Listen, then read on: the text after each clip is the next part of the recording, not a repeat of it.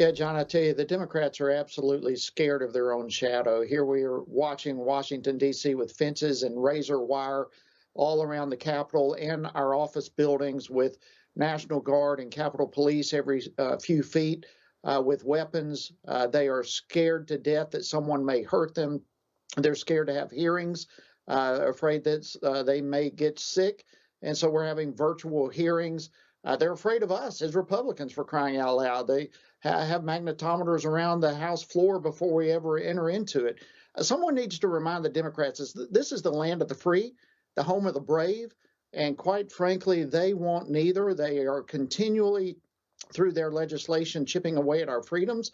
And they are absolutely no example of bravery and courage. It's really a sad thing to watch the leadership of this current Democratic Party. Were you surprised when they made the decision to shut things down there for the House today? Yeah, it's unbelievable. I mean, right now, the Senate is meeting. They're still doing their work, but we work late into the night passing what amounts to a disable the police bill.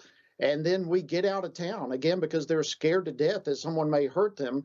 And yet they beef up the security of National Guard and police all around the Capitol and our office buildings. It is just insane to see what they're doing. It is time for the National Guard to go home. It's time for the fence to come down. It's time for us to demonstrate to the American people that we are free and we believe in that. But you come to Washington right now, it looks like a military zone.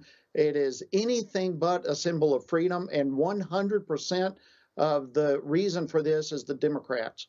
Yes, the irony is certainly not lost on us that they voted last night to defund the police, basically, with this George Floyd police reform bill, but yet they're asking the National Guard to stay another 2 months in Washington, D.C. Very typical and on brand for Democrats these days.